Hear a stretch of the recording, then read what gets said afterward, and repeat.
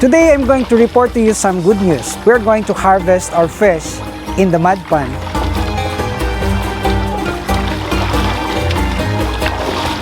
And these fish are all Japanese koi.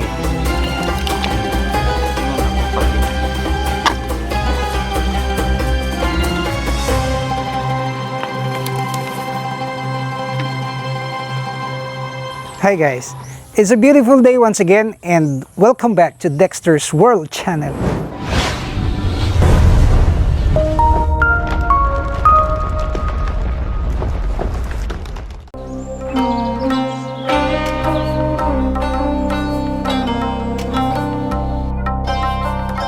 Today I'm going to report to you some good news because we're going to harvest our fish in the mud pond. And these fish are all Japanese koi, and they are all high-fin kois. I can recall that we have thrown this, more than 700 of them. We've thrown this 3 months ago, and I can feel that they are already now ready to be displayed at the aquarium.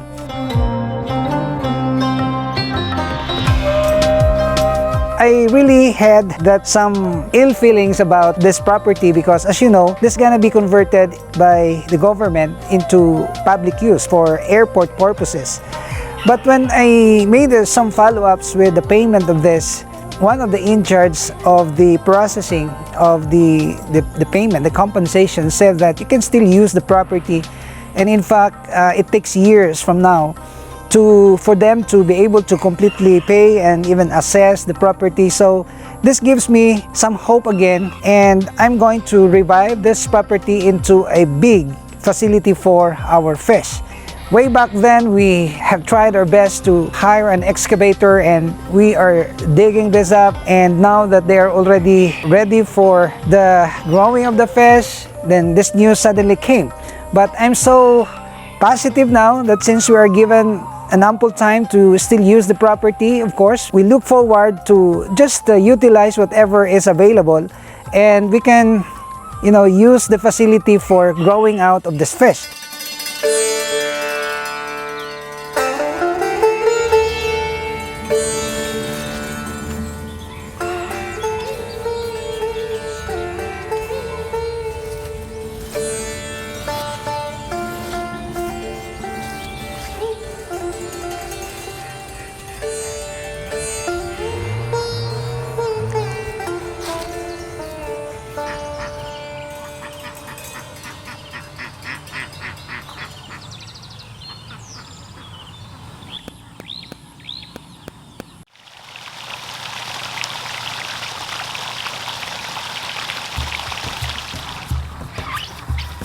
Tayo.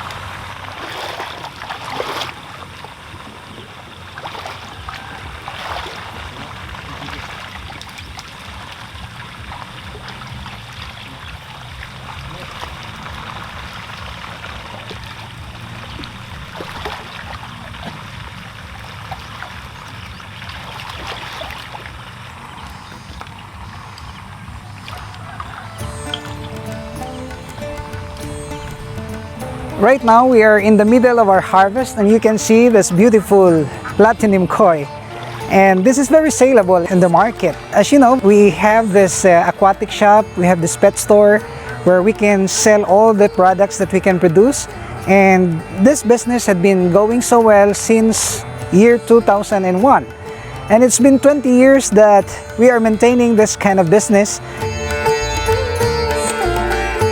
And it's good that we have now this mud pond where we can grow our fish. And I would like to say that if you are really serious about doing the business of this tropical fish, you have to consider the mud pond as your grow out tank. Because if you are going to breed that in the concrete tanks, well, I can say that it entails a lot of expenses. You have to spend about the electricity, you have to spend about the water, and even the food. Well, in the mud pond, you can just feed your fish anytime because they can eat some other foods except from the commercial pellet. They can eat some worms, they can even eat this mosquito larva and even dapnya during rainy season. And this makes our work lighter and also makes our expenses lesser compared to raising this fish in the concrete tanks.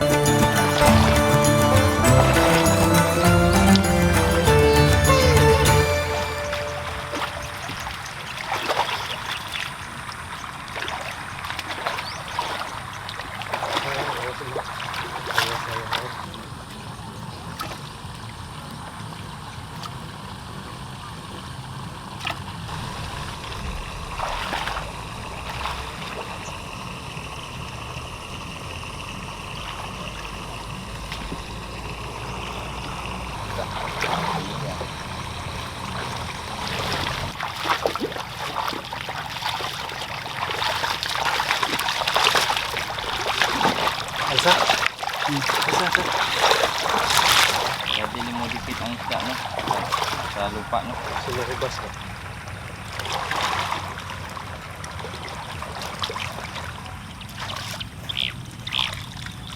Oh yeah.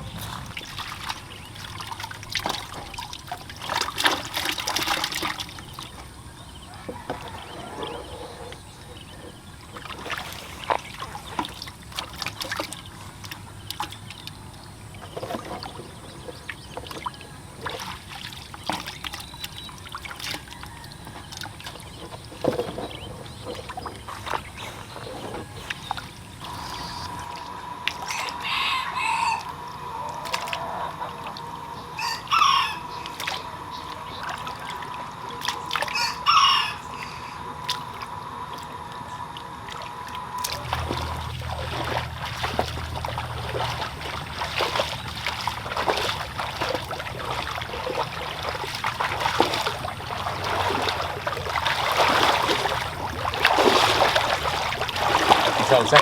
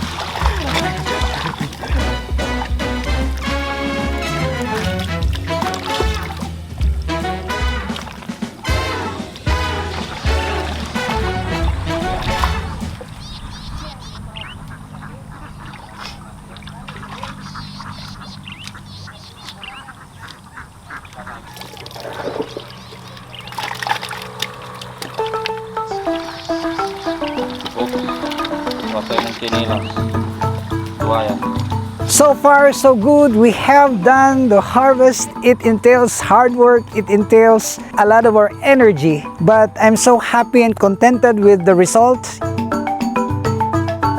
And more of these videos will come in our channel because I am now putting so much concentration on the breeding of goldfish, different types of goldfish, and even guppies. To those of you who are fish lovers, here's my good news to you. We're gonna be telling you in detail on how to make this business profitable in the simplest way we can share so that you can follow and you can also try this one and be inspired and be able to think of ways on how to augment your income by venturing this kind of business. So I'm really happy about this, and you will see in our next video that we're gonna be loading in this particular pond some 3,000 heads of this tricolor Japanese koi. So what we will do with this pond is we will dry this up in order to ensure that the predators could not thrive. And as soon as this gonna be dried up, we will get all the, this catfish. There are some catfish that are seen right here. And then we will also renovate the dikes. We will get all the muds right here and we will make this deep again. And then we will put the water and we will, of course, release the fish. One of the things that you have to consider when you are into this kind of business is the conditioning tank, because you can always assume that in the conditioning tank, your fish that are newly harvested from the mud pond will really recover. We cannot put this immediately in a small aquarium. It's my practice that we will condition them and we will put them in an exclusive place like this in order to observe their behaviors. And as soon as they're gonna recover, then that's the time that we can gradually put them in the aquarium according to its sizes. So many people are actually asking about the price of this, and many people are coming over to also avail of our fish. But then at the pet store alone, we cannot anymore supply the demand. So the business of this breeding of Japanese koi is really doing good. And I can highly recommend that if you are a fish lover and maybe you are excited and you are really into carrying this type of fish, you can also try this one. Because my intention is really to educate people according or based on my personal experience. So they're all here and it looks that they are quickly recovering. So the next step would be for us to gradually remove them from here and we will put them in the aquariums. So guys, what we are doing here is to clean this up so that we can proceed also breeding our catfish.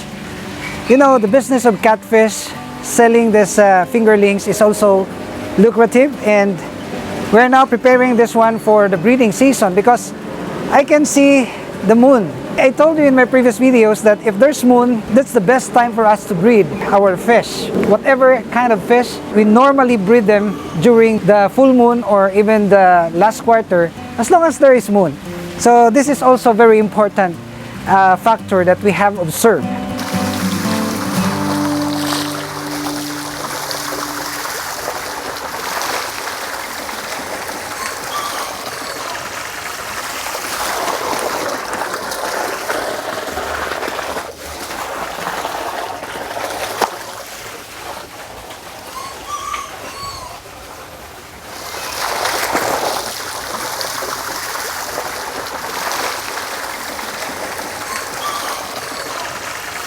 As you know, breeding catfish is quite challenging.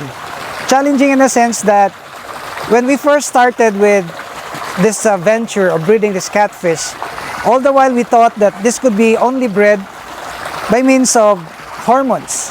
But I disproved that because this catfish can be bred naturally, and I already have so many videos about this. You can browse on it and be informed of the basic methods that we have employed in order to become successful in your natural breeding of catfish. So I hope guys you are inspired with this video, and ever since we have started this vlogging on YouTube, my ultimate desire is to be able to inspire other people and also to share my little knowledge based on my personal experience so that others could follow and also could try this business venture. And to those of you who have decided to become a member of this channel, I would like to thank you all, and also to our subscribers. Welcome to the family. We have new subscribers. For this month of May, we have new 16,000 subscribers, and thanks a lot for that. And also for those ones who made comments, who made some inputs by sharing also their knowledge about the topics. Thanks a lot, and see you in my next video, only here at Dexter's World.